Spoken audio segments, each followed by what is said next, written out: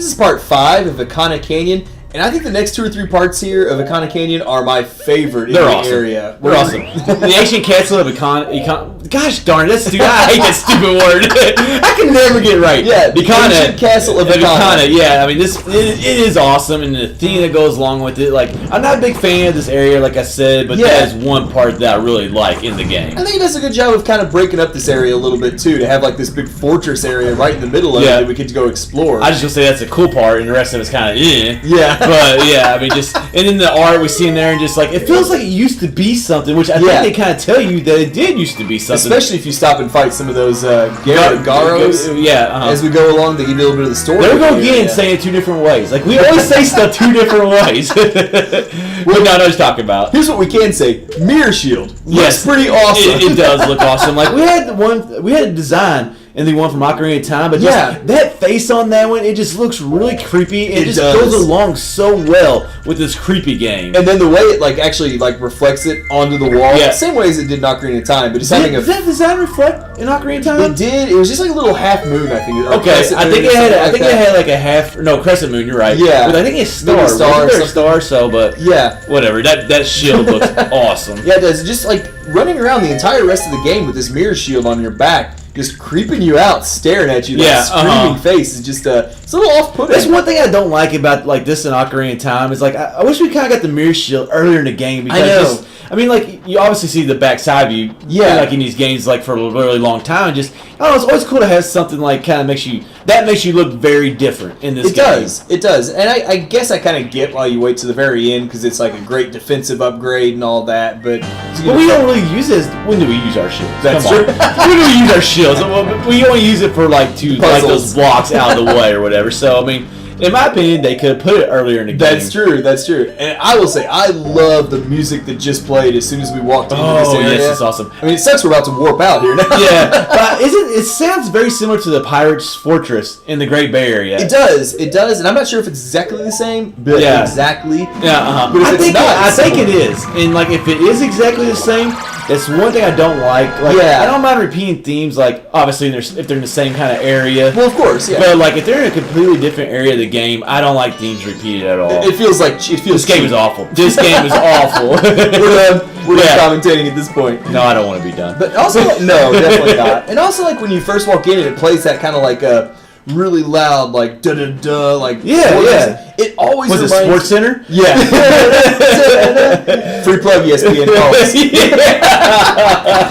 But it always reminds me of when you first walk into Hyrule Castle in Link to the Past. And it plays that chill music right off the bat. It's loud, celebratory. Oh, that is a very good point. It's a very good point. It just makes me think of that every time. I didn't expect it to come. You walk out of that well, you can see out up in there. You just don't expect music to start playing. I guess you would expect it more when you're at the bottom of the well and you can see up than you would actually exiting the well. It's just a very well done. You pop out of that well, you get that nice cutscene where it pans over the ancient castle. It is awesome. And then that music hits. And it actually gets you excited kind of for the first time in this area. Really, Ikana Castle, there I go again. Ikana Castle is probably one of my top 5 favorite areas in this game. Oh, easily. Definitely. It's a mini dungeon too. I mean, it really is.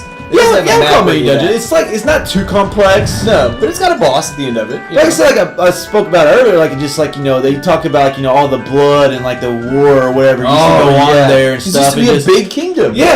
Big kingdom. It used to be kind of the center. It's just kind of cool going back to that when there's really nothing there. Yeah, especially when we get to meet the king a little later on, or the dead king. Yeah. He's just still I guess it's kind of weird though. He's just there sitting in that room or whatever. Yeah.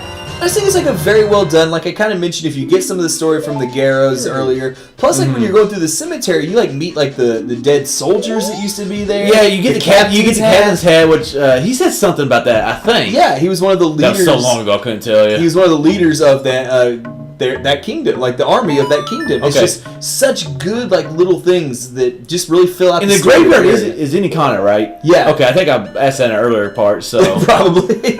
Well, somewhere in here, there's an area you can go north instead of east or something to go to the graveyard. Okay, I think I remember that. Because we had to do it to get the. We're just trying to fill time right now because I had to go back and get that stupid powder keg, which I definitely forgot to do. You need that when you get on top. I think later on you need that. And when you get to the very top of the castle. I almost said canyon, but yeah, the castle. Hey, it's close enough. Both start with C's. Yeah, there's a great. A cat's in my book. Close enough. That's what we go for here. Two guys playing Zelda. Close enough. But yeah, it's That goes for our gameplay too. Hey, did we make it through the dungeon? That's all that matters. Yeah, exactly. Did we kill that enemy? No. But were we close? Yes.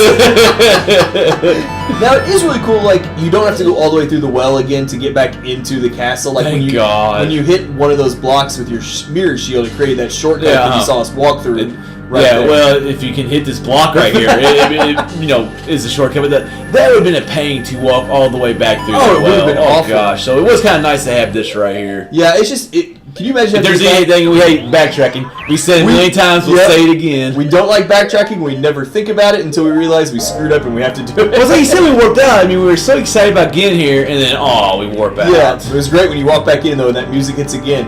Yeah. Another touch I really like is how much more colorful. Oh yes, the art of this, like on the walls and on the floors, like there's just a lot of art in this. Yeah, you kind of hinted at that a few minutes ago when we first came in here, but or when we first started this one or the other. Yeah, but it's just like something that like broke it up a little bit from the rest of the brown desert of Ikana Canyon. Well, it kind of makes you think, like, Rome back in the day when it was all ancient, like, there's just a lot of art, like a lot of beautiful, like, statues, sculptures, whatever. So it kind of makes you think, if you're getting this kind of art in like a place like this, how big and how much, I guess, rupees that this place used to have, I mean, it could have been like one of the most flourishing civilizations. It could have been. I guess Termina. Well, I mean, it's a huge. Well, plus, I mean, look how many. Termina even exists, so who knows? Well, look how many rupees those stupid redeads there had. That's a good point. Like, they're just sitting there dancing. They're not screaming out, by the way. Yeah, they are kind of.